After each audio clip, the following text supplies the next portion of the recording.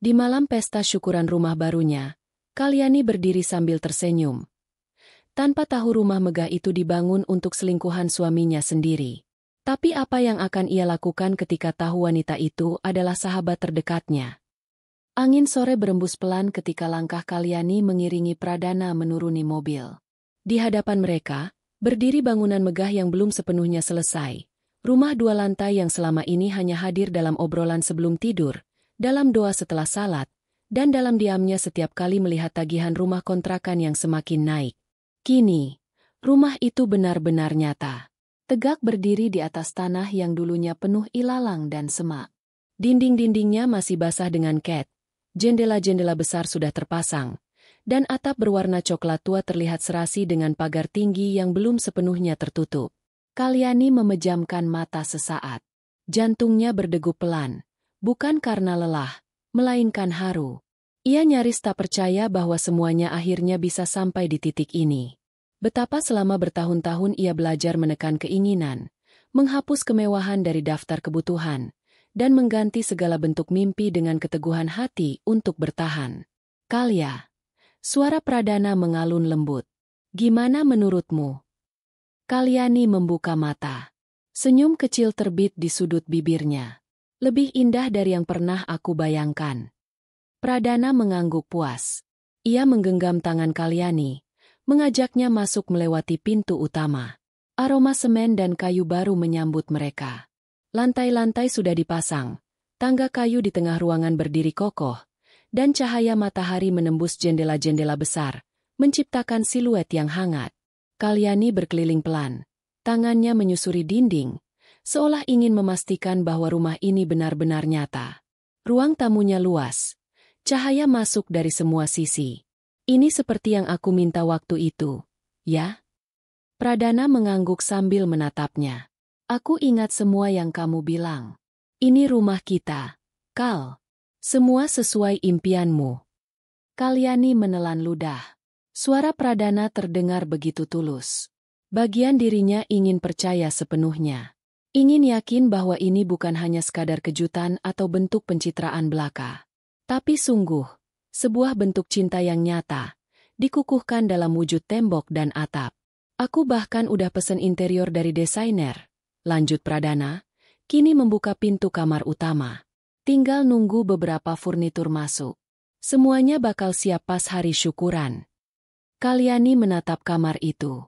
Langit-langit tinggi dengan lampu gantung elegan. Dinding berlapis wallpaper lembut berwarna gading. Ada balkon kecil yang menghadap taman belakang. Rasanya seperti mimpi. Mimpi yang dibungkus dalam kenyataan paling indah. Aku pengin kamu tahu, kata Pradana pelan, menatap matanya dalam-dalam. Ini semua untuk kamu. Aku tahu aku bukan suami sempurna. Tapi aku mau kamu tahu. Aku usaha. Demi kita. Kalyani tersenyum getir. Kata-kata itu, entah kenapa, justru membuat dadanya sesak. Ada sesuatu yang terasa janggal, namun tak bisa ia jangkau sepenuhnya. Ia mencoba menepis firasat buruk itu. Menyuruh dirinya untuk tidak terlalu sensitif. Tidak semua kekhawatiran harus dipercaya, bukan? Pradana memeluknya sebentar. Tegas. Seolah ingin menegaskan bahwa semua ini adalah bukti. Bahwa cintanya nyata. Bahwa rumah ini benar-benar milik mereka. Beberapa hari berlalu cepat. Pradana sibuk mengatur detail pesta. Ia memesan catering mewah, menyewa dekorator profesional, bahkan menyewa penyanyi lokal ternama untuk tampil malam itu. Kalyani sempat terheran-heran, karena Pradana bukan tipe yang suka pesta besar. Biasanya ia lebih suka yang sederhana, cukup keluarga dan sahabat. Kenapa sebesar ini, Mas? Tanya Kalyani suatu malam sambil menyetrika baju anak mereka yang tertidur di kamar. Sekali-kali, Kal, jawab Pradana sambil menyesap kopi. Ini pencapaian besar. Aku pengin semua orang tahu kalau kita berhasil. Kalau aku bisa bangun rumah buat keluargaku. Kalyani mengangguk pelan. Ia tidak menjawab apa-apa lagi, tapi dalam hati, ada bisikan yang tak bisa ia bungkam. Sejak kapan Pradana begitu peduli pada validasi orang lain? Malam-malam berikutnya, Pradana sering pulang larut. Ia beralasan harus bertemu vendor, mengurus pembayaran tukang, atau memilih perabot di toko-toko interior. Kalyani masih berusaha memahami. Ia memilih diam, berprasangka baik, meski pikirannya mulai menyusun tanya demi tanya. Sampai akhirnya, satu malam, Kalyani tak sengaja menemukan sesuatu. Ponsel Pradana tertinggal di meja makan. Ketika Kalyani hendak memindahkannya, layar menyala karena ada notifikasi masuk. Sebuah pesan dari nomor yang tidak ia kenal. Hanya tertulis, "Sayang, kamu jadi nginep malam ini? Aku kangen banget." Tangan Kalyani bergetar. Ia nyaris menjatuhkan ponsel itu. Dunia seperti berhenti berputar sesaat. Nafasnya memburu, dadanya sesak, dan matanya panas. Ia tahu terlalu baik bahwa pesan itu bukan untuknya. Ia bukan, sayang, yang dimaksud. Dengan jari gemetar, ia membuka percakapan itu. Ratusan pesan bertebaran. Penuh panggilan mesra. Janji pertemuan. Bahkan ada foto selfie perempuan muda dengan latar rumah baru mereka. Rumah yang katanya dibangun untuk keluarga. Perempuan itu duduk di balkon kamar utama, mengenakan piyama sutra. Rambutnya digelung sembarangan. Wajahnya tersenyum ke arah kamera, penuh rasa memiliki. Kalyani terduduk. Air matanya jatuh tanpa suara. Tangannya menggenggam ponsel kuat-kuat. Tapi hatinya remuk. Malam itu, Kalyani tidak tidur. Ia duduk di ruang tamu hingga pagi. Matanya sembab, tapi pikirannya jernih. Untuk pertama kalinya, ia tak lagi menangis karena patah hati, tapi karena harga diri yang diinjak. Ia melihat pesan-pesan itu lagi, membacanya satu persatu. Dan semakin ia membacanya, semakin jelas bahwa rumah itu bukan untuknya. Itu rumah bagi perempuan lain. Pesta syukuran yang akan digelar adalah selebrasi untuk pengkhianatan yang dibungkus manis. Kalyani memejamkan mata. Ia menghapus air matanya dengan tangan gemetar. Lalu bangkit berdiri. Jika Pradana mengira ia akan diam, maka ia salah besar. "Aku akan hadiri pesta itu," gumamnya lirih. "Tapi bukan sebagai istri yang dibanggakan. Aku akan jadi badai yang kamu undang sendiri." Matahari baru saja tenggelam di balik jendela kamar. Tapi hati Kalyani belum juga menemukan kedamaian. Malam itu, ia duduk di sudut ranjang sambil memeluk bantal. Rasa sesak yang semula ia pendam mulai merayap menjadi kengerian yang sulit dijelaskan. Sudah 2 malam sejak ia membaca pesan-pesan itu, dan belum satu pun kata keluar dari mulutnya untuk mengkonfrontasi Pradana. Bukan karena ia tak berani, tetapi karena hatinya masih bertarung antara logika dan harapan. Setiap kali mendengar suara langkah kaki Pradana di teras rumah, jantung Kalyani berdetak lebih cepat. Ia menimbang apakah malam itu waktu yang tepat untuk mengungkap semuanya. Tapi, saat pintu dibuka dan suara Pradana yang lembut memanggil namanya, semuanya runtuh kembali. Lidahnya keluh, emosinya terdiam, dan ia kembali pada senyuman palsu yang semakin terasa asing di wajahnya. "Sayang, kamu capek banget, ya?" Pradana mendekatinya di meja makan, mengelus punggungnya pelan. "Maaf, aku tadi agak lama di luar. Tadi ketemu vendor yang lama banget jelasin konsep dekorasinya." Kalyani mengangguk. "Iya, gak apa-apa." "Udah makan?" tanyanya lagi. "Udah tadi, bareng Aruna." Pradana tersenyum, lalu mencium kening Kalyani sebentar. Ia kemudian bergegas ke kamar mandi tanpa memperhatikan bahwa mata istrinya tak lagi berbinar seperti biasa. Ia terlalu sibuk dengan dunia yang ia bangun sendiri. Dan kini, Kalyani tahu, ia bukan bagian dari dunia itu. Kalyani menatap punggung suaminya dengan pandangan kosong. Tak ada kemarahan. Tak ada ratapan. Hanya satu hal yang mengendap di dada. Kecewa. Beberapa hari berlalu, dan Kalyani memilih menyimpan kebenaran itu dalam diam. Namun, ketenangan yang ia bangun mulai retak ketika malam-malam Pradana semakin panjang di luar rumah. Terkadang ia baru pulang lewat tengah malam. Dan bila pulang, ia lebih sibuk dengan ponselnya daripada sekadar menanyakan kabar atau menatap wajah istrinya. Kamu kerja di mana sih, Mas? Tanya Kalyani suatu malam. Mencoba bersikap setenang mungkin meski hatinya menjerit. Ya kamu tahu, Kal. Aku lagi urus rumah. Syukuran tinggal hitungan hari. Tapi kenapa setiap malam kamu pulangnya lewat tengah malam? Bahkan anak kita nanya. Kamu kerja lembur di mana? Pradana menghela napas. Meletakkan ponsel di meja dengan sedikit kasar. Kal. Kamu tuh kenapa sih belakangan ini? Sedikit-sedikit curiga. Sedikit-sedikit nanya kayak polisi. Aku capek, tahu. Kalyani menunduk. Aku cuma pengin tahu. Tahu apa? Kalau kamu ngerasa aku selingkuh atau bohong, bilang aja. Jangan sindir-sindir. Ucapan itu menampar Kalyani. Ia tercekat. Tangan di pangkuannya gemetar. Tapi ia tidak membalas. Ia terlalu lelah untuk berdebat. Terlalu hancur untuk menjelaskan bahwa sebenarnya ia sudah tahu semuanya. Justru Pradana yang tak tahu bahwa ia tahu. Sudah, aku ke kamar dulu, ucap Pradana tajam. Pintu kamar terdengar dibanting pelan. Dan Kalyani masih duduk di meja makan dengan mata berkaca. Ia merasa asing di rumah sendiri. Merasa seperti tamu di dalam pernikahan yang dulu ia yakini adalah tempat pulang. Esoknya, Kalyani mengantar Aruna ke sekolah. Di dalam mobil, putri kecil mereka berceloteh ceria seperti biasa. Tapi di sela-sela tawa, ia bertanya polos. Bunda, kenapa ayah sekarang jarang di rumah? Kalyani tersentak. Kenapa nanya gitu, sayang?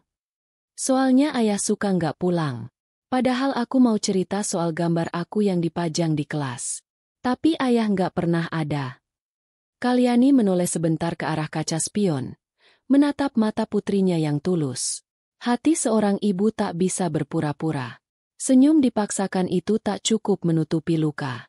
Nanti bunda sampaikan ke ayah ya. Biar ayah dengar langsung dari kamu juga. Aruna mengangguk kecil. Aku kangen ayah.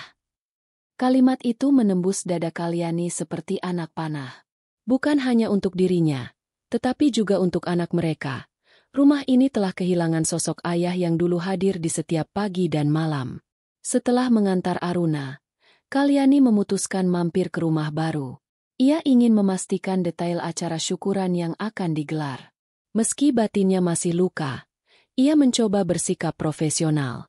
Ia menyapa vendor, mengecek urutan acara, memastikan makanan halal semua, dan berbicara dengan sopan kepada siapapun yang ia temui. Namun, ketika ia memasuki kamar utama, hatinya kembali retak. Ada perubahan. Tirai ganti. Sprei tak sesuai pesanan yang pernah ia ajukan. Dan di meja rias, tersisa jejak feminin yang terlalu jelas. Lipstik merah tua, parfum mahal, dan sepatu hak tinggi yang bukan miliknya. Kalyani menutup pintu kamar perlahan. Takut seseorang melihat matanya yang mulai sembab. Ia menarik napas panjang, berusaha mengendalikan amarah. Ia sadar, bukan waktunya untuk meledak. Di dalam mobil, ia menggenggam setir kuat-kuat. Napasnya terengah, dan air mata kembali jatuh tanpa kendali. Namun di sela-sela tangis itu, ia berbicara pada dirinya sendiri. Jangan tumbang. Jangan bodoh dua kali. Jangan tunduk. Malam itu, setelah menidurkan Aruna, Kalyani membuka laptopnya. Ia menulis dengan tangan gemetar, mengumpulkan semua bukti yang ia temukan. Screenshot pesan, foto selfie di rumah baru, bahkan rekaman suara tawa Pradana yang ia simpan secara diam-diam melalui ponsel cadangan yang ia letakkan di dalam mobil. Semua itu bukan untuk disebar, bukan untuk menghancurkan, tapi sebagai pelindung. Seandainya ia harus menghadapi fitnah atau pembelaan yang diputar balik. Di folder khusus bernama Bukti Hati, ia menuliskan, jika aku harus jatuh, aku ingin tahu siapa yang mendorongku.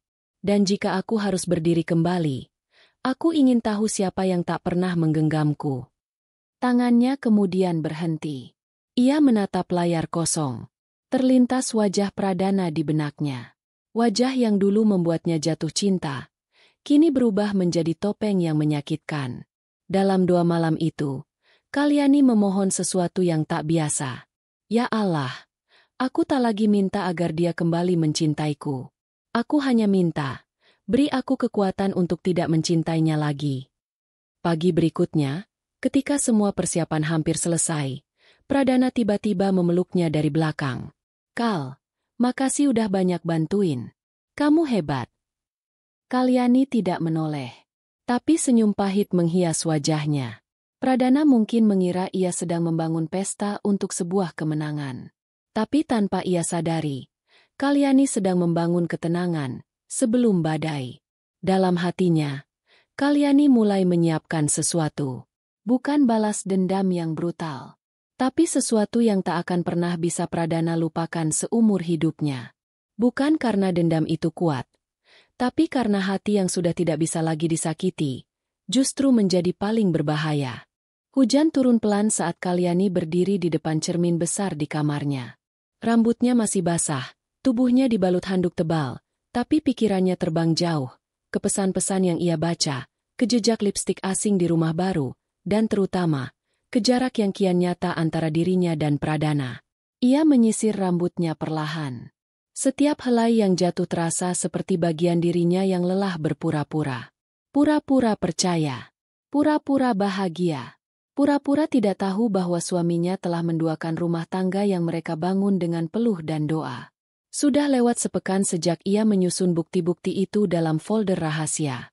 Dan selama itu pula, Kalyani hidup dalam dua dunia. Di siang hari, ia tetap menjadi istri baik yang membantu persiapan pesta syukuran rumah. Di malam hari, ia menjadi perempuan yang menyusun strategi untuk menghadapi kenyataan paling menyakitkan dalam hidupnya. Hidup berdampingan dengan kebohongan adalah siksaan yang tidak terlihat, tetapi tajam, menikam diam-diam. Pagi itu, Kalyani memutuskan datang lebih awal ke rumah baru. Ia meminta salah satu pekerja kebersihan untuk membukakan pintu lebih pagi. Alasannya sederhana, memastikan detail pesta yang tinggal menghitung hari. Tapi di balik itu, ada sesuatu yang lebih besar. Ia ingin menyelidiki siapa sebenarnya perempuan yang menempati rumah itu diam-diam. Begitu masuk, ia langsung menuju kamar utama. Dan seperti dugaannya, aroma parfum perempuan itu masih tertinggal di udara. Meja rias tidak lagi kosong. Kali ini, ada skarf tipis dengan sulaman inisial yang membuat jantungnya berhenti berdetak sejenak. Huruf R. Bukan huruf asing. Bukan sekadar inisial tanpa makna. Karena satu-satunya perempuan yang ia kenal, yang sering menggunakan inisial itu di akun media sosialnya, adalah Rara. Sahabatnya. Rara, perempuan yang sejak SMA menjadi teman sejiwa. Yang menemaninya saat patah hati. Yang menangis di pelukannya saat kehilangan orang tua. Yang tertawa bersamanya di hari pernikahannya. Rara, yang hadir di rumahnya hampir setiap pekan. Membawa camilan, mengelus kepala Aruna, bahkan memeluk Pradana sambil bercanda. Kalian ini pasangan impian banget. Dan kini, skarf itu tergeletak di meja rias kamar yang bukan milik siapapun, selain perempuan simpanan Pradana. Kalyani terduduk di ujung ranjang. Tangannya gemetar. Pandangannya mengabur. Dunia seolah berhenti berputar. Semua kenangan yang ia miliki bersama Rara berubah menjadi pisau yang menikam dari belakang. Ia mencoba menyangkal, mencoba membenarkan. Mungkin hanya kebetulan, bisiknya pelan. Mungkin itu milik orang lain. Tapi Tuhan tahu, hatinya tahu. Tidak ada yang kebetulan dalam pengkhianatan. Kalyani pulang dengan langkah goyah. Di dalam mobil, tangisnya pecah begitu saja. Ia tak peduli lagi pada supir yang sesekali melirik cermin tengah dengan cemas. Air matanya mengalir tak tertahan. Ia memeluk dirinya sendiri. Dan dalam pelukannya yang dingin, ia tahu, luka kali ini lebih dalam dari sekadar suami yang berselingkuh. Ini tentang kepercayaan yang hancur dari dua arah sekaligus. Tentang perempuan yang ia anggap saudara, ternyata tidur di tempat yang seharusnya menjadi tempat suci pernikahannya. Setibanya di rumah, Kalyani mengurung diri di kamar. Ia mematikan ponsel, menutup tirai, dan menangis hingga tubuhnya lemas. Rasa lapar, haus, dan kantuk bercampur menjadi satu. Ia kehilangan selera terhadap segalanya, bahkan hidup. Tapi di titik terendah itu, sesuatu tumbuh dalam dirinya. Sebuah bisikan yang tidak datang dari amarah, melainkan dari harga diri. Aku tidak akan jatuh tanpa suara. Aku tidak akan jadi istri yang ditertawakan karena diam. Jika mereka berani menusuk dari belakang, maka aku akan berdiri di depan dan menatap mereka sampai mereka tak sanggup mengangkat kepala. Beberapa hari kemudian, Pradana mengajaknya makan malam di luar. Sebuah restoran mewah yang jarang mereka kunjungi, karena Kalyani selalu lebih nyaman dengan tempat sederhana. Tapi malam itu, ia tidak menolak. Ia datang dengan gaun hitam sederhana, riasan tipis, dan tatapan tajam yang menyimpan banyak rahasia. Pradana terlihat terkejut melihat istrinya begitu anggun malam itu. "Kamu cantik banget," ujarnya tulus. Kalyani hanya tersenyum kecil. "Terima kasih, Kal. Aku tahu belakangan ini kita agak renggang. Maaf ya kalau aku terlalu sibuk. Tapi setelah pesta nanti, aku janji, kita liburan bareng. Bertiga. Aku udah lihat paket ke puncak. Aruna pasti senang." Kalyani menatapnya lama. "Iya, Aruna pasti senang. Asal kamu yakin bisa pergi dengan dua perempuan sekaligus." Pradana terdiam. Garpu di tangannya berhenti bergerak. "Apa maksud kamu, Kal?" Kalyani menghela napas. "Aku cuma khawatir. Kamu sibuk banget akhir-akhir ini. Takutnya, kamu kelelahan karena terlalu banyak yang harus kamu bahagiakan." Pradana tertawa canggung. "Kamu mulai lagi. Curiga lagi. Jangan bikin suasana jadi gak enak. Kal, aku pengin malam ini kita nikmati aja." Kalyani memaksakan senyum. "Tenang aja. Aku juga lagi belajar menikmati semua. Bahkan rasa pahit sekalipun." Pradana kembali diam. Dan di balik tatapan matanya yang bingung, Kalyani tahu, kebohongan paling hebat pun akan runtuh jika dipelototi cukup lama.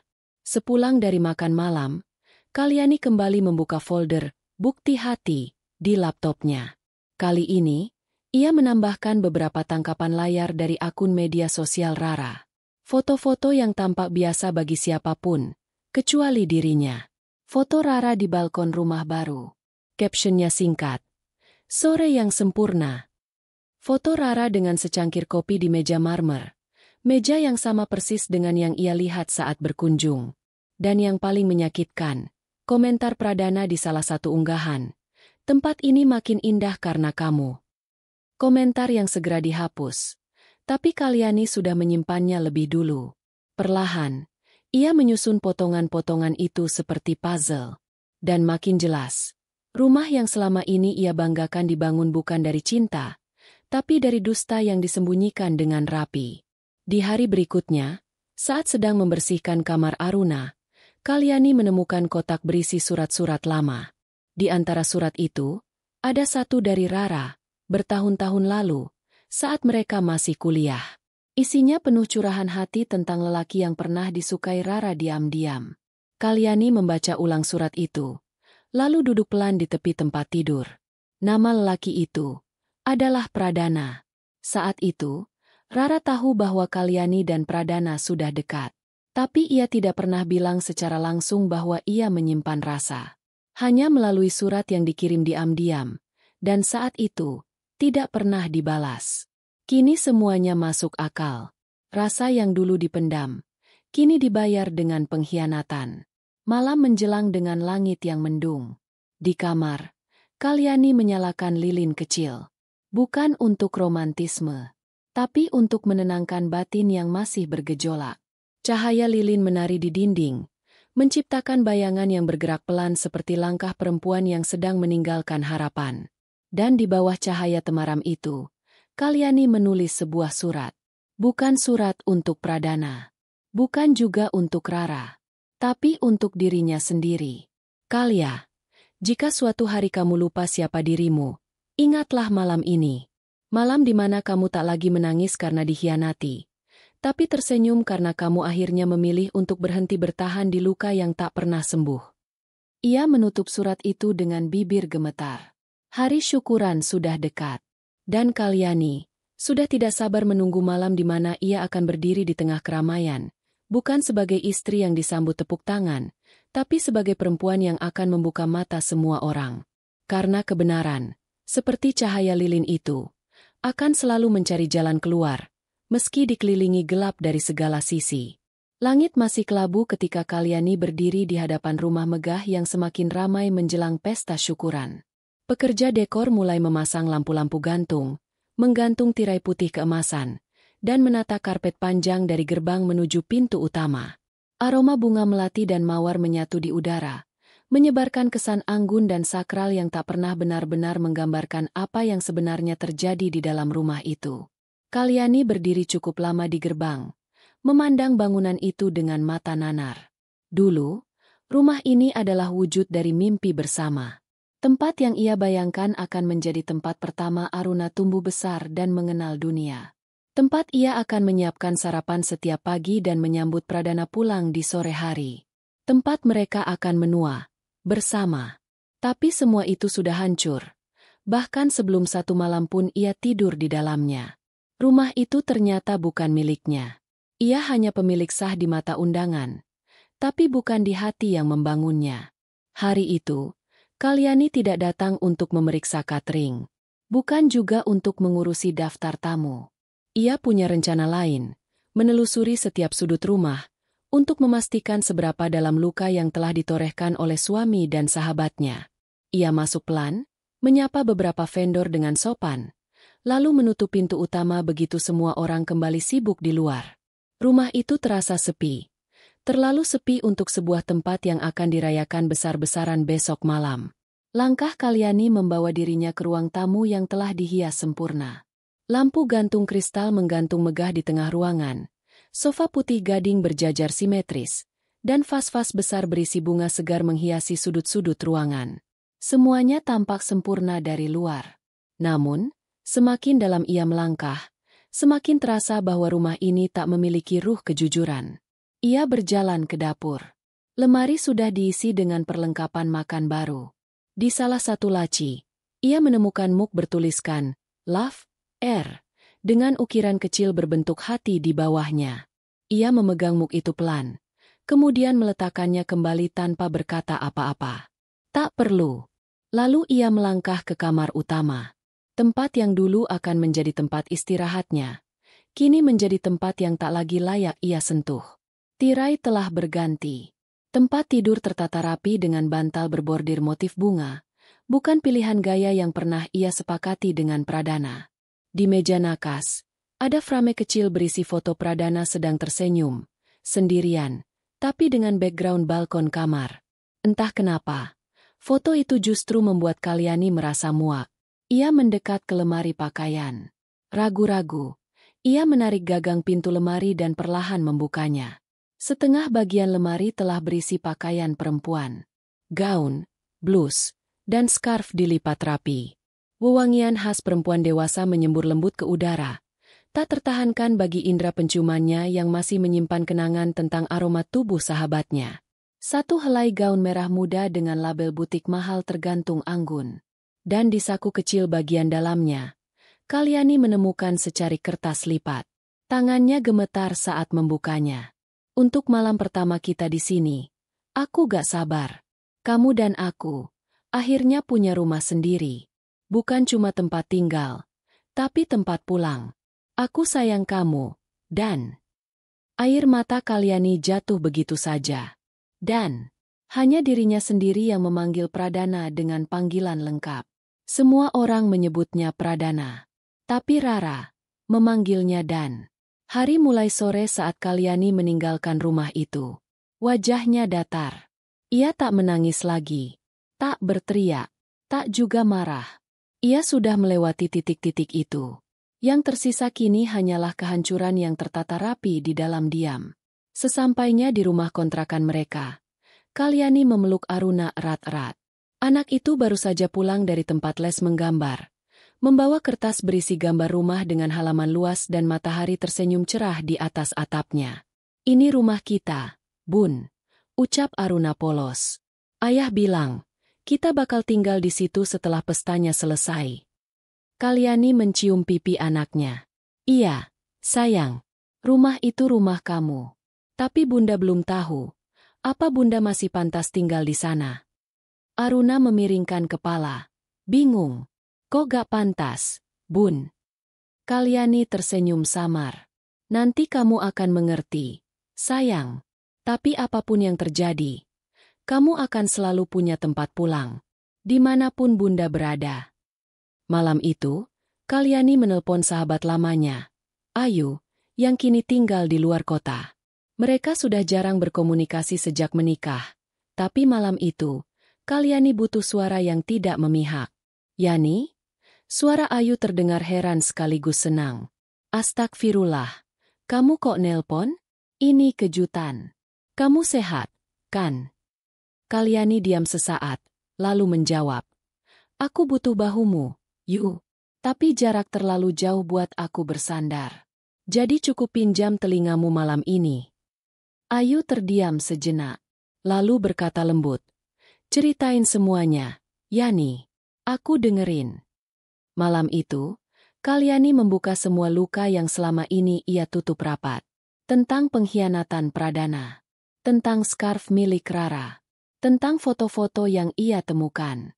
Tentang gaun merah muda dan catatan penuh cinta yang bukan ditujukan untuknya. Ayu menangis di ujung telepon. Yani, maafin aku gak ada di dekatmu. Tapi kamu harus kuat. Mereka bukan cuma menyakitimu, mereka menginjak harga dirimu. Kalyani mengangguk meski Ayu tak bisa melihat.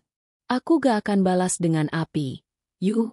Tapi aku akan buat mereka tahu bahwa aku bukan perempuan yang bisa dihancurkan lalu dibiarkan begitu saja. Keesokan harinya, Kalyani datang ke lokasi pesta dengan membawa satu USB kecil. Ia sudah menyiapkan video presentasi untuk penayangan di layar besar. Atas permintaan Pradana, katanya agar para tamu bisa melihat perjalanan mereka membangun rumah dari nol. Namun dalam file yang ia serahkan ke operator layar, ia menyisipkan satu video tambahan. Bukan rekaman pengkhianatan. Bukan foto-foto skandal. Tapi, sebuah monolog dirinya sendiri. Wajahnya terpampang penuh di layar. Ia duduk diam di dalam kamar Aruna, dengan mata sembab namun penuh ketegasan. Namaku Kalyani. Seorang istri. Seorang ibu. Dan seseorang yang percaya bahwa rumah dibangun bukan hanya dari semen dan besi, tapi dari kesetiaan, kejujuran, dan cinta yang tidak disembunyikan. Suara itu terdengar jelas. Setiap kalimat tertata, pelan, namun menghujam. Dan jika rumah itu dibangun dari pengkhianatan, maka ia tidak layak disebut tempat pulang. Kalyani tidak menjelaskan siapa yang ia maksud. Tidak menyebut nama. Tidak menuding langsung. Tapi bagi siapapun yang tahu, terutama Pradana dan Rara, pesan itu adalah tamparan yang tak perlu dilantangkan. Malam pesta tinggal sehari lagi. Dan Kalyani tidak lagi berdiri sebagai istri yang akan mendampingi suaminya menyambut tamu. Ia akan berdiri sebagai saksi atas kehancuran yang dibungkus pesta. Dan esok malam adalah panggung kebenaran yang akan menyala. Bukan dengan lampu gantung yang mewah, tapi dengan satu cahaya dari hati yang patah, dan memilih tidak lagi diam. Hari pesta pun tiba. Matahari bersinar cerah seolah tak tahu bahwa sore ini akan menjadi saksi runtuhnya sebuah rumah yang dibangun bukan dari cinta, tapi dari pengkhianatan yang dilumuri kepalsuan. Sejak pagi, halaman rumah sudah ramai oleh para pekerja. Bunga-bunga segar menghiasi setiap sudut taman, karpet merah digelar membentang dari gerbang utama, dan lampu kristal tambahan dipasang di luar ruangan agar pesta tetap bersinar hingga malam tiba. Para tamu mulai berdatangan dengan pakaian terbaik mereka, menebar senyum, berjabat tangan, memuji rumah megah yang berdiri kokoh, tanpa tahu bahwa fondasi bangunan itu sudah lebih dulu runtuh dalam diam. Di balik dinding megah itulah, Kalyani berdiri di depan cermin besar di kamar tamu lantai atas. Ia mengenakan kebaya berwarna biru kelam, dengan rambut disanggul rapi dan riasan lembut di wajahnya. Di mata orang, ia tampak seperti perempuan bahagia yang akan menyambut kehidupan baru di rumah idamannya. Tapi di balik semua itu, ia adalah perempuan yang sedang berdamai dengan luka dan menyiapkan sebuah panggung kecil, bukan untuk membalas dendam, tapi untuk membuka mata mereka yang selama ini memilih menutup telinga.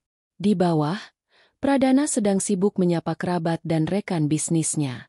Wajahnya bersinar, senyumnya mengembang, seolah malam ini adalah miliknya.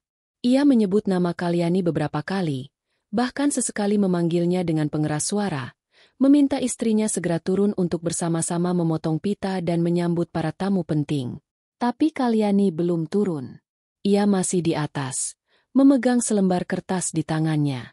Kertas yang berisi pidato syukur yang telah ia siapkan beberapa hari sebelumnya. Tapi hari ini, ia menulis ulang semuanya. Isinya bukan lagi kata-kata manis tentang perjuangan dan cinta, melainkan tentang keberanian untuk tidak lagi memaafkan mereka yang menjadikan kasih sebagai permainan. Saat langit mulai gelap dan lampu-lampu menyala penuh, MC acara mulai memandu rangkaian kegiatan. Doa syukur dilantunkan oleh seorang ustaz. Para tamu menunduk khidmat.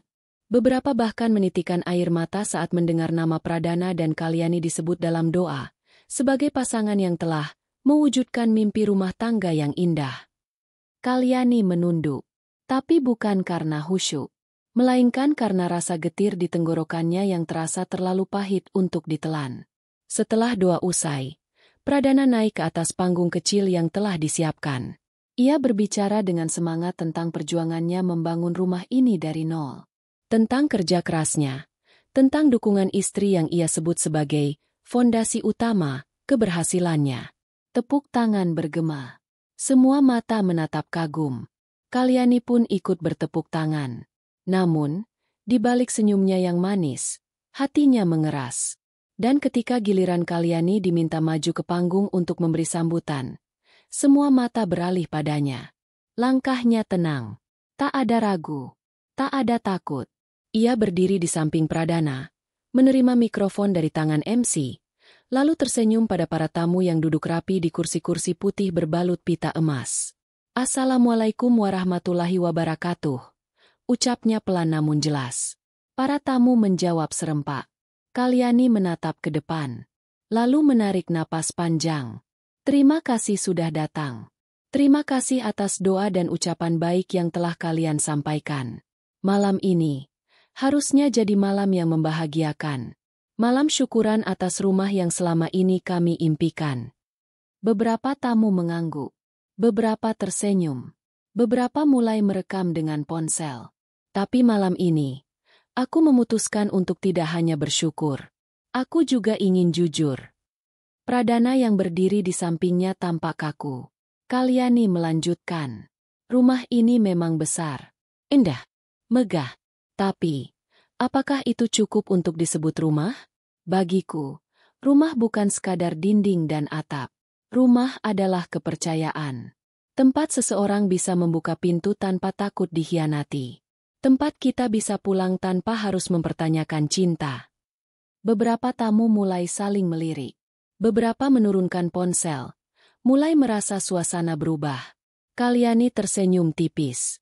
Dan malam ini, aku berdiri di sini, bukan sebagai istri yang ingin dipuji, tapi sebagai perempuan yang memilih untuk tidak lagi bersembunyi di balik senyum palsu. Tiba-tiba, layar besar yang tadinya akan menampilkan video perjalanan mereka membangun rumah, menyala. Dan muncullah wajah Kalyani, duduk di dalam kamar Aruna, merekam dirinya sendiri. Rekaman itu diputar di hadapan semua tamu, tanpa narasi tambahan.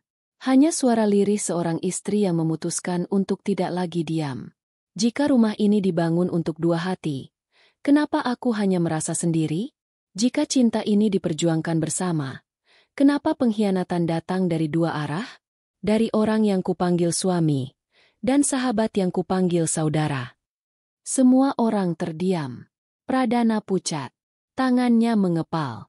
Rara yang hadir diam-diam di antara para tamu, langsung menunduk. Wajahnya pucat pasi. Kalyani melihatnya. Tidak untuk mempermalukan, tapi untuk mengakhiri. Ketika video selesai, suasana hening mencekam. Tak ada yang bersuara. Hanya desahan napas dan gemetar rasa malu yang menyelimuti seluruh ruangan. Kalyani menatap Pradana. Aku tahu. Semuanya. Bukan cuma tentangmu, tapi juga tentang dia. Pradana menatapnya. Kalya, aku bisa jelaskan. Tidak perlu, potong Kalyani tegas. Penjelasan bukan yang aku butuhkan. Aku hanya ingin semua orang tahu bahwa rumah ini dibangun dari kebohongan. Dan aku memilih untuk tidak tinggal di dalamnya.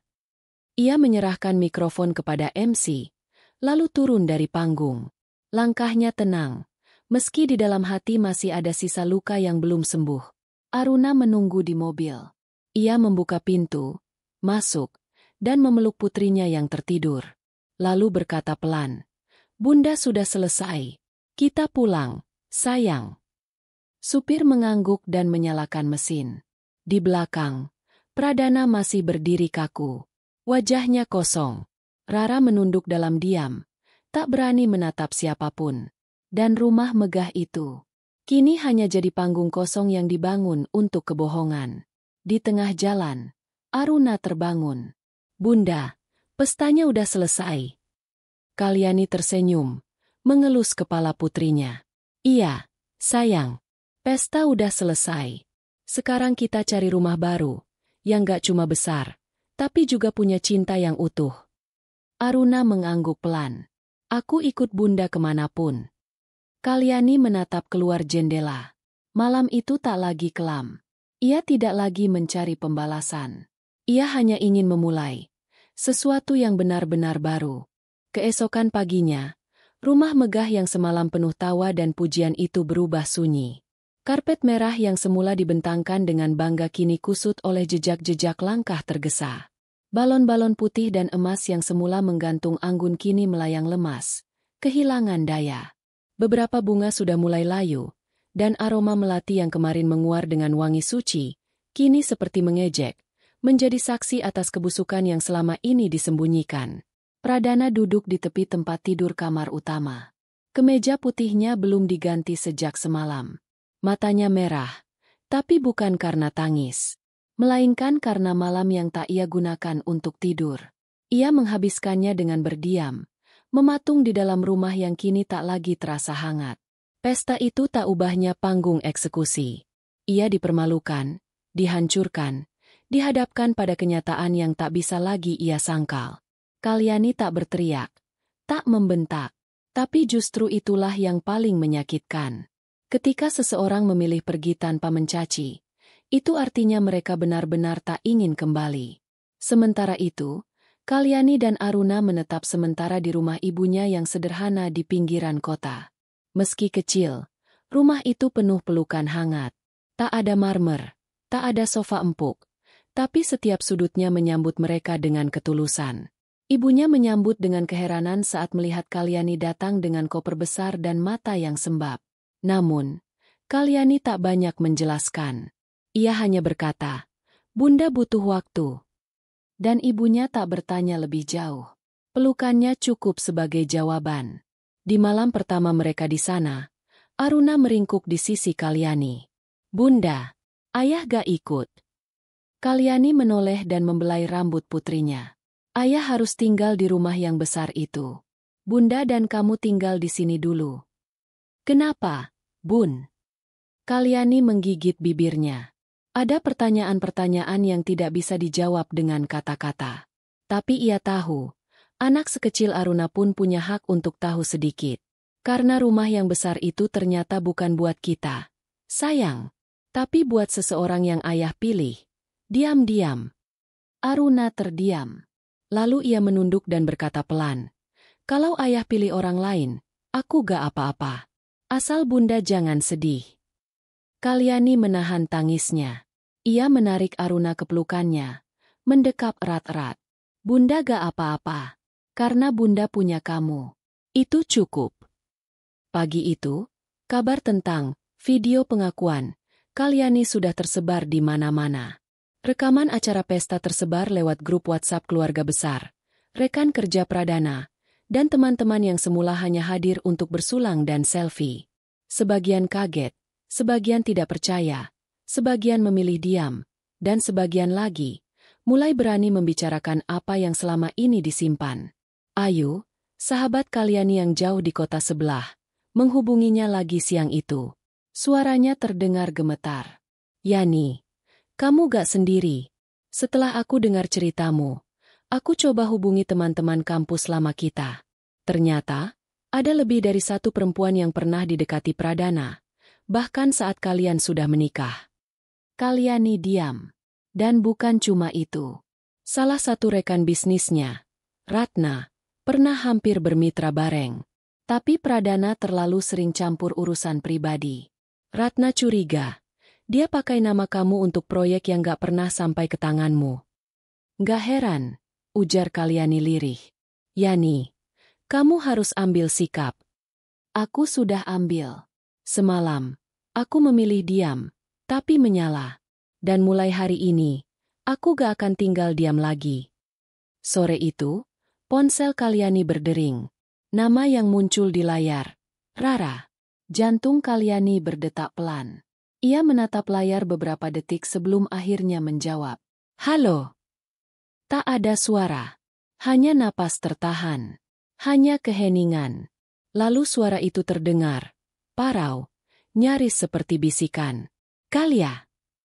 Ya. Aku tahu kamu marah. Kalyani tersenyum tipis. Marah itu kalau yang menyakiti orang asing. Tapi kamu, Ra, kamu bukan orang asing. Kamu rumah. Kamu saudara. Dan itulah yang paling menghancurkan. Rara menangis di ujung sana. Aku salah. Aku gak bermaksud. Semua ini. Jangan bilang gak bermaksud. Kamu sadar setiap langkahmu. Kamu datang ke rumahku, peluk anakku, duduk di mejaku. Lalu kamu tidur di ranjang yang harusnya jadi tempatku istirahat. Pradana bilang kalian udah renggang. Kalyani terkekeh. Dan kamu percaya? Bahkan jika benar kami renggang, itu bukan alasan untuk kamu masuk dan menggantikan aku. Kalau kamu memang sahabatku, kamu datang untuk menasihati, bukan merebut. Tangis Rara makin keras. Aku hancur sekarang, Kal. Kalyani menghela napas. Kamu hancur bukan karena aku menjauh. Tapi karena kamu kehilangan seseorang yang bahkan tidak pernah benar-benar mencintaimu. Pradana tak akan pernah setia pada siapapun. Karena ia bahkan tidak bisa jujur pada dirinya sendiri. Telepon itu ditutup oleh Kalyani lebih dulu. Bukan karena ia tak peduli, tapi karena ia tahu, luka yang terlalu dalam tak bisa disembuhkan oleh air mata penyesalan dari orang yang menikamnya dengan senyuman. Malam itu, Pradana datang ke rumah ibunya. Dengan wajah lelah dan pakaian kusut, ia berdiri di depan pagar dan memanggil pelan. Kalya. Kalyani membuka pintu, berdiri di ambang rumah kecil itu dengan tubuh tegak.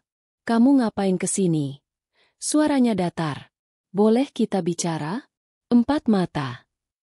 Kalau kamu mau bicara, bicara saja di sini. Gak perlu sembunyi. Pradana menatapnya. Aku salah. Kalyani menatap balik. Mata mereka bertemu untuk pertama kalinya setelah pesta. Kamu bukan cuma salah. Kamu pengkhianat. Dan kamu menghancurkan kepercayaan yang aku bangun dengan susah payah. Pradana menggenggam pagar. Aku gak pernah cinta sama dia seperti aku cinta kamu. Aku lelah dengan jarak kita. Kamu terlalu sibuk dengan Aruna. Aku merasa kesepian.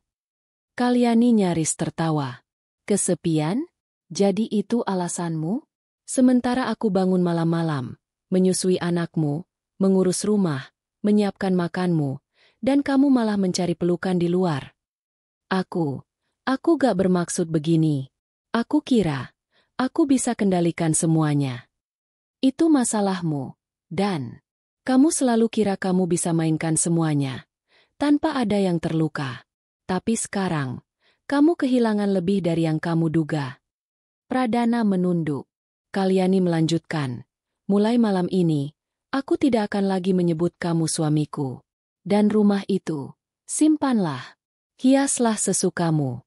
Tapi jangan berharap aku dan Aruna akan pernah tinggal di sana. Pradana meneteskan air mata. Tapi Kalyani sudah berbalik. Menutup pintu. Dan untuk pertama kalinya dalam waktu yang lama, ia merasa damai. Di dalam kamar, Aruna memeluk boneka kelincinya.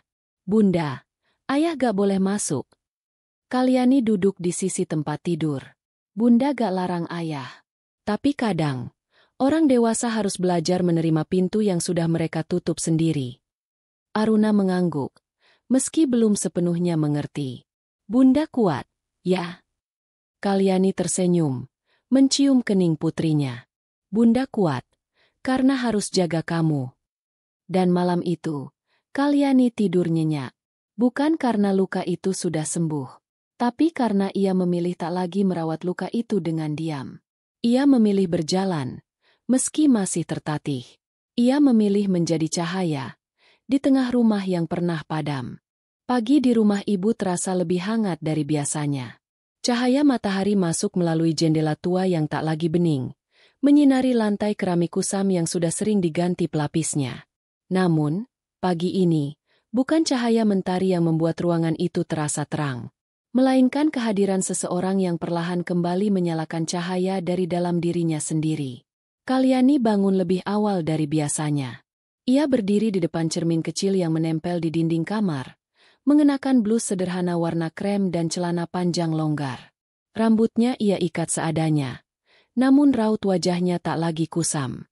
Wajah itu tak lagi dihiasi air mata seperti malam-malam sebelumnya. Ada sorot baru di sana, bukan bahagia, tapi tenang. Bukan lega, tapi sadar. Kesadaran bahwa dunia tak akan pernah benar-benar adil. Tapi manusia bisa memilih untuk berdamai atau terpuruk. Kalyani memilih yang pertama. Hari itu, ia menemani ibunya ke pasar. Sudah lama sekali ia tak berjalan menyusuri deretan kios yang sempit, mendengar teriakan ibu-ibu menawarkan sayur, mencium bau amis ikan, serta menyapa penjual tempe langganan masa kecilnya. Semua terasa asing, tapi juga mengobati. Yang itu, Pak, tempe yang digoreng duluan, ujar Kalyani sambil tersenyum. Wah, Mbak Kalyani masih ingat aja, ya? Udah lama gak kelihatan. Katanya udah tinggal di kota besar sekarang. Kalyani mengangguk pelan. Iya, Pak, tapi ternyata, pulang ke tempat kecil kadang jauh lebih menenangkan. Si bapak hanya tertawa kecil. Memang, Mbak, tempat besar belum tentu bikin hati besar. Tapi tempat kecil kadang justru nyembuhin luka yang besar. Kalimat itu membuat Kalyani terdiam sejenak. Lalu tersenyum, seperti menyetujui nasihat sederhana itu. Beberapa hari kemudian, Kalyani mulai menata kehidupannya yang baru. Ia membuka kembali laptop yang selama ini terlipat dalam lemari, mengakses email lama yang dulu ia tinggalkan setelah menikah, dan mulai mengirimkan lamaran pekerjaan ke beberapa tempat. Ia pernah bekerja sebagai desainer konten digital. Meski sudah lama berhenti, skillnya belum tumpul. Ia menyusun portofolio yang rapi, menulis surat motivasi dengan jujur, dan mengirimnya ke beberapa agensi kecil yang tak terlalu jauh dari rumah ibunya. Saat Aruna pergi ke taman bermain bersama neneknya, Kalyani menggunakan waktu itu untuk mengerjakan ulang proyek-proyek lamanya. Tak ada yang mendorongnya, tak ada suami yang menyemangatinya. Tapi ia mulai sadar bahwa selama ini ia terlalu lama menggantungkan hidupnya pada orang lain. Padahal dirinya sendiri adalah kekuatan paling besar yang pernah ia abaikan. Pada hari ketiga setelah peristiwa pesta, Pradana mengirim pesan singkat. Isinya hanya 5 kata.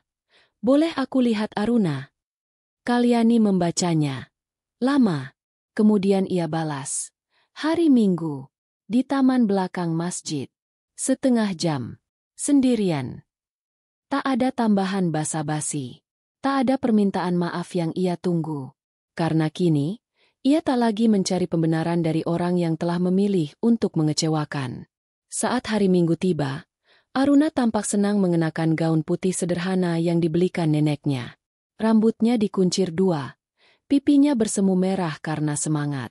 Ia memang belum mengerti banyak, tapi ia tahu bahwa hari itu akan bertemu dengan sosok yang tetap ia cintai, meski luka sempat menengahi.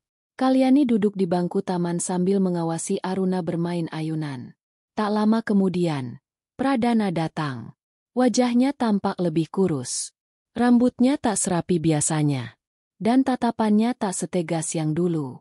Ia menyapa Aruna, memeluknya. Gadis kecil itu langsung bercerita tentang bunga yang ditanamnya di pot kecil di rumah nenek. Pradana mendengarkan dengan serius, berusaha tersenyum, meski ada air yang menggenang di sudut matanya. Setelah beberapa menit, Kalyani berdiri, menghampiri mereka. Waktumu 15 menit lagi. Pradana mengangguk, lalu menatap Kalyani. Kalya, aku tahu ini semua salahku, dan aku gak minta kamu balas percaya. Tapi kalau kamu bisa izinkan, aku ingin tetap jadi ayah buat Aruna. Kalyani menatapnya. Dalam, kamu boleh jadi ayah. Tapi kamu bukan lagi suami. Dan sebagai ayah, kamu harus belajar jadi contoh yang jujur. Karena anak kita tidak butuh laki-laki kuat. Ia butuh laki-laki benar. Pradana menunduk. Suaranya hilang. Kalyani kembali duduk, membiarkan mereka melanjutkan waktu singkat itu. Ia tidak membenci Pradana. Tapi ia juga tidak akan pernah kembali. Karena kepercayaan, sekali pecah, tidak selalu bisa disatukan meski dengan lem paling kuat sekalipun. Hari-hari berikutnya, Kalyani mulai mendapatkan balasan dari lamaran yang ia kirim. Beberapa menolak dengan sopan, namun satu agensi kecil membalas dengan ajakan wawancara. Ia berseri saat membaca email itu. Bukan karena besar gaji yang dijanjikan, tapi karena ia merasa dilihat, bukan sebagai istri dari siapa, tapi sebagai dirinya sendiri. Ia menghadiri wawancara itu dengan pakaian yang rapi, dan membawa semangat yang selama ini tenggelam dalam perannya sebagai istri. Hasil wawancara belum keluar, tapi ia sudah merasa menang. Menang karena berani memulai lagi. Malam itu, Kalyani mencatat sesuatu di buku kecil miliknya. Buku yang ia mulai tulis sejak seminggu terakhir, berisi refleksi, doa, dan harapan kecil. Rumah bukan selalu tempat kita tinggal, tapi tempat kita merasa diterima. Dan kadang, rumah itu bukan bangunan, tapi keberanian di dalam dada. Ia menutup buku itu, lalu menatap langit-langit kamar. Untuk pertama kalinya dalam waktu yang lama, Kalyani tak merasa sesak di dada. Ia tidak lagi menunggu seseorang untuk memberinya kebahagiaan. Karena malam itu, ia menyadari sesuatu yang selama ini luput ia sadari. Bahwa rumah adalah dirinya sendiri. Hari-hari berlalu lebih cepat dari yang Kalyani kira. 3 minggu telah lewat sejak malam pesta itu. Sejak video pengakuannya menghantam dinding kesempurnaan palsu yang dibangun Pradana dan Rara. Meski luka belum sepenuhnya sembuh, Kalyani merasa hatinya mulai tumbuh kembali. Tidak utuh, memang. Tapi hidup bukan soal kesempurnaan. Hidup adalah keberanian untuk berdiri. Bahkan ketika hati remuk menjadi serpihan kecil. Pagi itu, udara terasa lebih segar. Di meja makan rumah ibunya, aroma teh hangat berpadu dengan wangi tempe goreng yang baru diangkat dari penggorengan. Aruna duduk di samping neneknya sambil menggambar di buku kosong. Sesekali menunjukkan hasilnya kepada Kalyani yang sibuk membuka laptop. Aku gambar rumah lagi, Bun. Tapi kali ini, gak ada pagar, kata Aruna pelan sambil mengangkat kertas. Kalyani tersenyum, lalu menatap gambar itu dengan penuh makna. Di atas kertas, Aruna menggambar sebuah rumah kecil sederhana. Tapi yang membuat Kalyani nyaris menitikan air mata adalah coretan tangan mungil di bawah gambar. Rumah ini buat Bunda. Aku suka rumah yang kayak gini, lanjut Aruna polos. Gak gede, tapi hangat. Kalyani mengusap kepala anaknya perlahan. Terima kasih, sayang. Kamu tahu nggak? Bunda pun mulai suka rumah kayak gitu sekarang. Beberapa hari sebelumnya, Kalyani resmi diterima bekerja di sebuah agensi desain konten di kota tetangga. Kantornya memang tak besar, tapi suasananya bersahabat. Rekan-rekan kerjanya menyambut hangat. Atasan perempuannya memberikan ruang untuk Kalyani menyesuaikan diri sebagai ibu bekerja. Pekerjaan itu mungkin tidak semewah peran sebagai nyonya rumah megah, tapi untuk pertama kalinya dalam bertahun-tahun, Kalyani merasa berguna bukan karena statusnya, melainkan karena kemampuannya. Setiap pagi, ia bangun lebih awal, menyiapkan sarapan untuk Aruna dan ibunya, lalu berangkat kerja menggunakan motor pinjaman dari tetangganya. Ia tak lagi peduli soal penampilan glamor. Ia tak butuh pujian karena penampilan. Ia ingin dihargai karena isi kepala dan sikapnya. Di sela pekerjaannya, Kalyani menulis.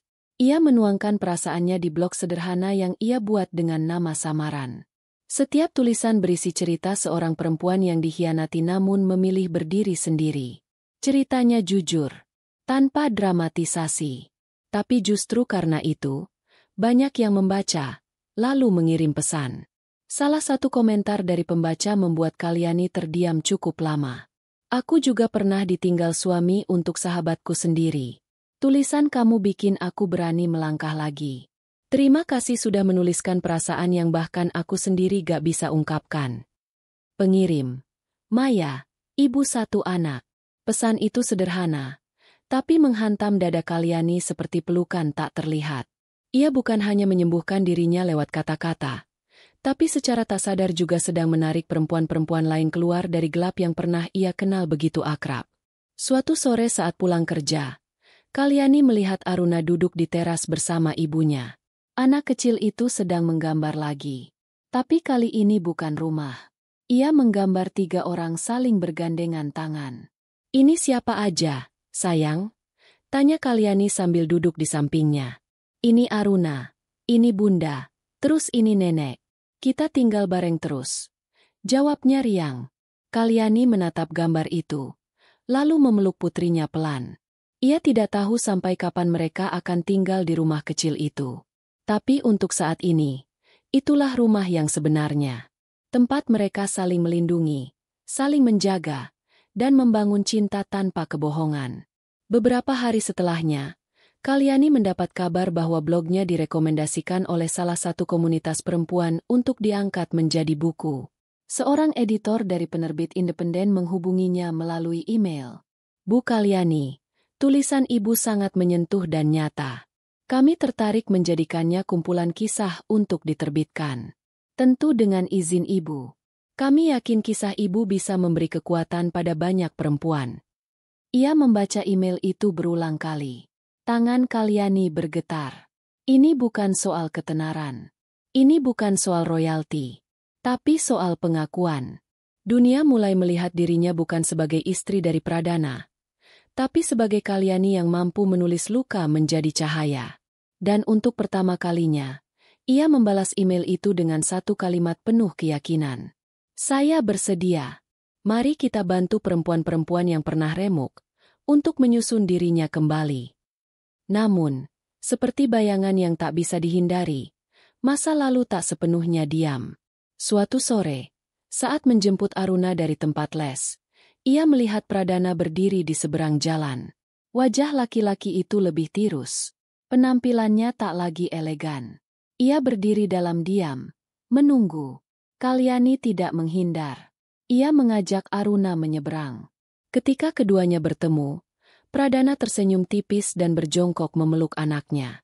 Kamu makin pintar ya, nak, bisiknya. Aruna hanya mengangguk. Kalyani berdiri beberapa langkah di belakang. Ketika Aruna berlari ke arah mobil neneknya yang menunggu, Pradana mendekat pelan. Aku dengar kamu nulis, sekarang, katanya pelan. Ya, jawab Kalyani singkat. Aku baca satu tulisanmu. Tentang perempuan yang memilih pergi meski hatinya tertinggal. Kalyani menatap lurus. Itu bukan cerita. Itu kenyataan. Pradana menunduk. Aku cuma ingin bilang, kamu hebat. Dan aku menyesal telah kehilanganmu. Kalimat itu tak membuat Kalyani luluh. Ia hanya tersenyum. Terima kasih. Tapi aku tidak butuh penyesalanmu untuk melangkah. Aku sudah temukan jalanku sendiri. Jalan yang tak butuh pegangan palsu. Pradana mengangguk pelan. Kalya, aku akan tetap jadi ayah untuk Aruna. Tapi aku tak akan ganggu hidupmu lagi. Kalyani tersenyum. Itu permintaan terbaik yang pernah kamu tawarkan.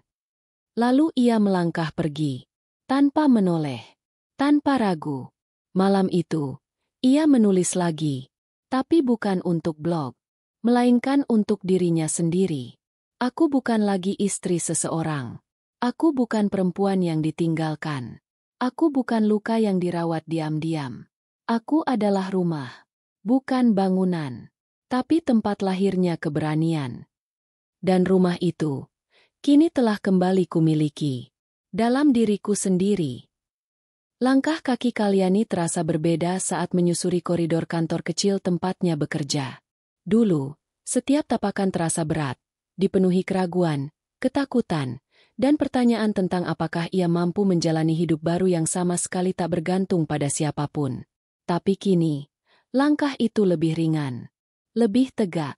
Bukan karena semua masalah telah sirna, melainkan karena ia telah belajar memeluk luka sebagai bagian dari kekuatan. Jam di dinding menunjukkan waktu istirahat. Rekan-rekan kerja berkumpul di pantry, tertawa pelan sambil menikmati kopi dan obrolan ringan. Tapi Kalyani tetap di meja kerjanya, menyelesaikan ilustrasi untuk klien yang telah ia tangani sejak 2 minggu lalu. Ia tenggelam dalam warna, dalam garis-garis lembut yang tak hanya membentuk desain, tapi juga mencerminkan isi hatinya. Tiba-tiba notifikasi email masuk. Ia membuka, dan matanya terpaku membaca baris pertama. Selamat! Naskah Anda telah diterima untuk diterbitkan dan akan menjadi bagian dari katalog utama kami tahun ini. Kalyani tak langsung tersenyum. Ia hanya menatap layar dalam-dalam. Ada rasa hangat menjalar dari dadanya. Seperti pelukan lembut dari versi dirinya di masa lalu yang pernah tersungkur dan merasa tak berarti. Beberapa detik kemudian, air mata menggenang. Tapi kali ini bukan karena luka, melainkan karena kebanggaan yang tak bisa dijelaskan dengan kata-kata. Hari peluncuran buku akhirnya diumumkan. Penerbit memilih tempat sederhana, sebuah kedai buku lokal yang akrab dengan komunitas perempuan. Meski tidak mewah, suasana yang tercipta penuh kehangatan dan dukungan. Undangan disebar terbatas, termasuk untuk komunitas ibu tunggal, pegiat literasi, dan pembaca blog setia Kalyani. Aruna duduk di barisan depan bersama neneknya, mengenakan gaun kuning muda yang ia pilih sendiri. Di tangan mungilnya, ia menggenggam satu lembar kecil kertas yang digambarnya diam-diam, ilustrasi wajah Kalyani dengan tulisan, "Bunda, pahlawan hatiku." Saat namanya dipanggil untuk naik ke podium kecil dan berbicara sebagai penulis baru, Kalyani sempat terdiam. Puluhan mata menatapnya. Bukan karena rasa iba, tapi karena kagum. Bukan sebagai istri dari siapa, tapi sebagai perempuan yang berhasil mengubah luka menjadi karya. "Assalamualaikum," ucapnya tenang, membuka. Semua menjawab bersamaan. "Saya berdiri di sini bukan sebagai perempuan sempurna. Saya hanya seseorang yang pernah remuk, tapi memilih menyusun kembali dirinya sendiri. Buku ini bukan tentang balas dendam. Bukan pula tentang kebencian, tapi tentang keberanian.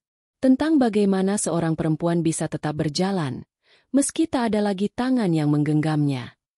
Ruangan hening.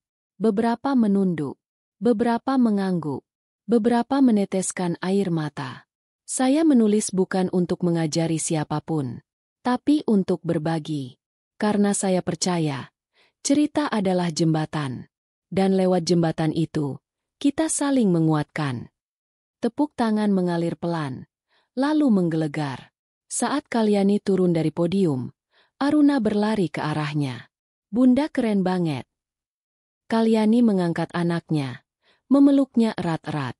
"Kamu tahu, sayang, kalau bukan karena kamu, Bunda gak akan kuat sejauh ini." Aruna mencubit pipi bundanya. "Bunda gak boleh bilang gak kuat. Bunda paling hebat." Dan dalam pelukan kecil itu, Kalyani tahu, inilah kemenangan yang sebenarnya. Setelah acara, beberapa tamu menghampirinya untuk berbicara. Salah satu di antaranya adalah seorang perempuan paruh-baya, dengan sorot mata dalam dan suara lembut. "Bu Kalyani, terima kasih sudah menulis. Saya ini korban KDRT yang bertahan bertahun-tahun karena takut keluar. Tapi setelah baca blog Ibu, saya mulai menabung diam-diam, dan minggu lalu saya keluar dari rumah itu." Kalyani tak bisa berkata apa-apa. Ia hanya menggenggam tangan perempuan itu erat. Tak perlu banyak ucapan. Tatapan mereka sudah saling memahami. Luka yang berbeda, tapi kekuatan yang sama. Malam itu, Kalyani menatap buku pertamanya yang kini sudah dicetak rapi. Di sampul depan, terpampang judul, "Luka yang tak kupilih, Jalan yang kutentukan," dengan nama penulis, Kalyani Mardika. Untuk pertama kalinya, namanya berdiri sendiri. Bukan di belakang suami. Bukan di bawah bayang siapapun. Tapi sebagai dirinya. Utuh. Kehidupan terus berjalan. Kalyani dan Aruna mulai pindah dari rumah ibunya ke kontrakan kecil yang lebih dekat ke kantor. Meski mungil, tempat itu punya halaman kecil tempat Aruna bisa menanam bunga. Di dinding dapur, Kalyani menempel papan tulis besar bertuliskan, "Cita-cita bukan hanya milik anak-anak." Setiap pagi, mereka punya rutinitas baru, sarapan sederhana, saling peluk, dan satu kalimat yang tak boleh dilewatkan. "Apa semangat kita hari ini?" Aruna menjawab dengan semangat, berani dan bahagia. Sementara itu, Pradana jarang muncul. Ia memilih menepati janjinya untuk tidak mencampuri hidup Kalyani lagi. Namun ia tetap mengunjungi Aruna seminggu sekali, mengajak anak itu makan es krim atau membaca buku bersama di taman. Hubungan mereka tidak lagi dibalut kebohongan, meski tak bisa sepenuhnya disembuhkan. Tapi Kalyani bersyukur. Setidaknya Aruna tak kehilangan sosok ayah. Pada suatu kunjungan, Pradana menyerahkan buku yang baru ia beli kepada Aruna. Tapi anak itu menunjuk buku milik bundanya yang sudah mulai dijual di toko-toko. "Aku lebih suka buku bunda. Isinya dari hati," katanya polos. Pradana hanya tersenyum kecil. Lalu menatap Kalyani dari kejauhan. Tidak ada lagi upaya untuk kembali. Hanya rasa hormat yang pelan-pelan mulai tumbuh. Ia tahu, Kalyani sudah berjalan terlalu jauh, dan tak mungkin bisa dijangkau lagi oleh dirinya yang masih tertinggal di masa lalu. Suatu malam, saat duduk di halaman kecil kontrakannya, Kalyani membuka jurnal pribadinya dan menulis. "Dulu aku menanti seseorang untuk datang dan mengajakku pulang. Tapi kini aku tahu, rumah itu tak perlu dicari. Rumah itu ada dalam keputusan kita untuk memilih diri sendiri. Aku bukan lagi korban. Aku bukan mantan istri. Aku bukan perempuan yang ditinggalkan. Aku adalah titik balik itu sendiri." Dan malam itu, di bawah langit tanpa bintang, Kalyani tersenyum, penuh, tulus, dan tenang. Ia sudah sampai di tempat yang dulu hanya ia bayangkan. Dan tempat itu bernama dirinya sendiri. Langit sore berwarna keemasan ketika Kalyani berdiri di ambang pintu rumah kontrakannya. Kontrakan kecil dengan dinding putih yang mulai memudar, jendela kayu yang kerap berderit diterpa angin, dan halaman sempit yang dihiasi pot-pot berisi bunga Aruna. Tapi bagi Kalyani, tempat itu adalah istananya. Bukan karena bentuknya, tapi karena ketenangan yang tumbuh di dalamnya. Hari ini berbeda. Setelah berbulan-bulan menyusun kembali keping-keping dirinya, Kalyani diundang menjadi pembicara di sebuah forum nasional bertema perempuan dan ketahanan diri. Sebuah undangan yang tak pernah ia bayangkan akan datang, terlebih setelah hidupnya hancur di pesta rumah megah itu. Tapi ia tak menolaknya. Ia justru menyiapkan diri dengan penuh kesadaran. Karena kini, ia tak sekadar bercerita. Ia menjadi saksi bahwa kehancuran bukan akhir, bahwa luka bukan penjara, dan bahwa cinta tak harus datang dari orang lain. Cinta sejati bisa tumbuh dari keberanian untuk mencintai diri sendiri. Forum itu diadakan di aula besar milik universitas ternama. Ratusan kursi terisi oleh perempuan-perempuan dari berbagai latar. Mahasiswi, guru, ibu rumah tangga, bahkan penyintas kekerasan rumah tangga yang datang dari berbagai kota. Ketika Kalyani naik ke panggung, sorot lampu menyilaukan matanya sesaat. Tapi ia tidak gentar. Ia mengenakan setelan sederhana warna biru gelap. Rambutnya disanggul rapi. Wajahnya bersinar, bukan karena riasan, melainkan karena ketegasan yang terpahat dari luka yang berhasil ia taklukkan. "Selamat sore," ucapnya membuka. "Terima kasih telah hadir."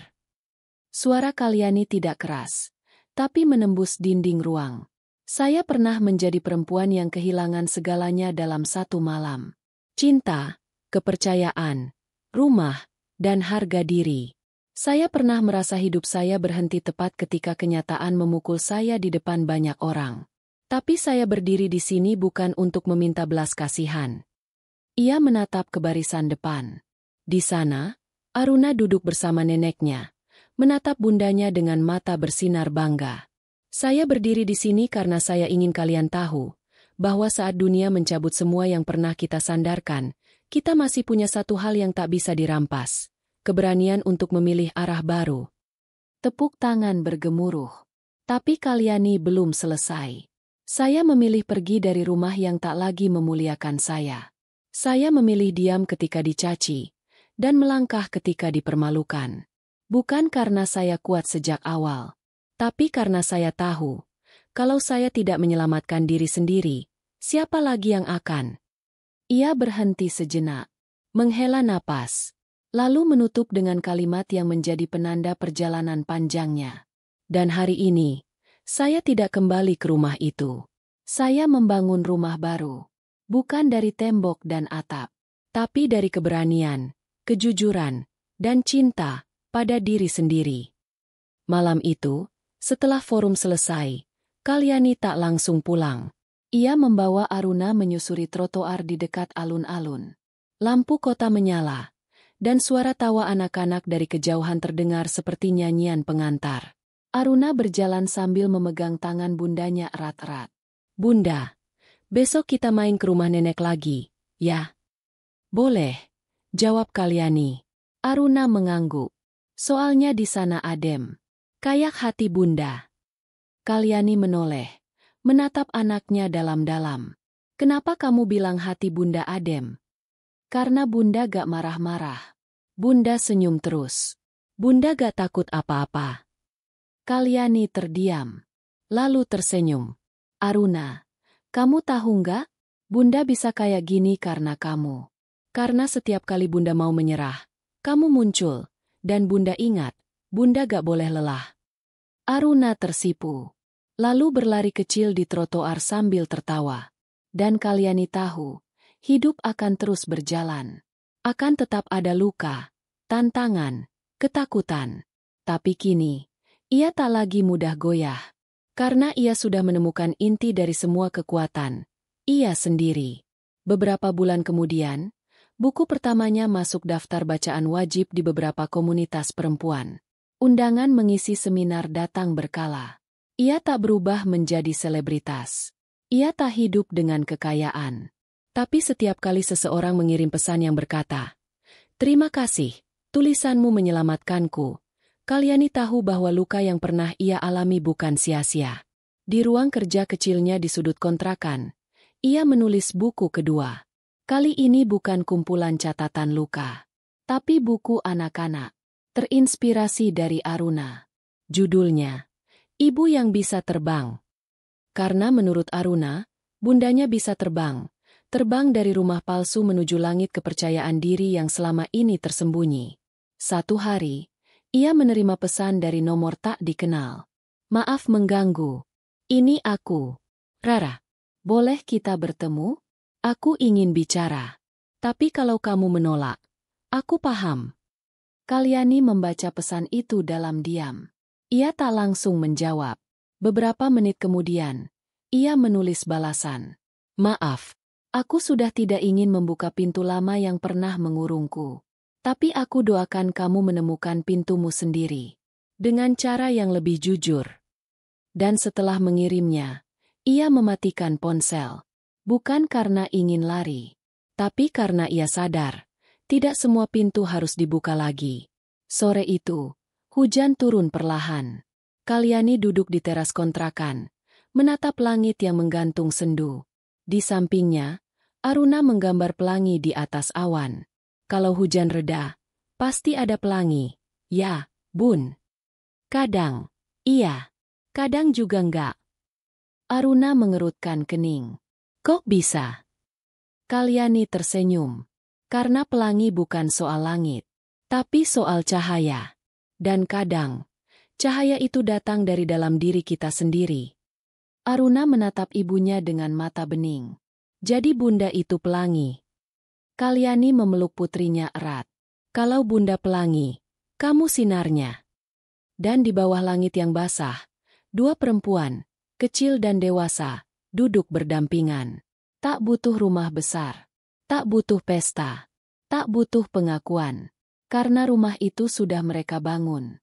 Dengan cinta. Dengan keberanian. Dengan air mata yang tak lagi jadi senjata. tapi jadi fondasi.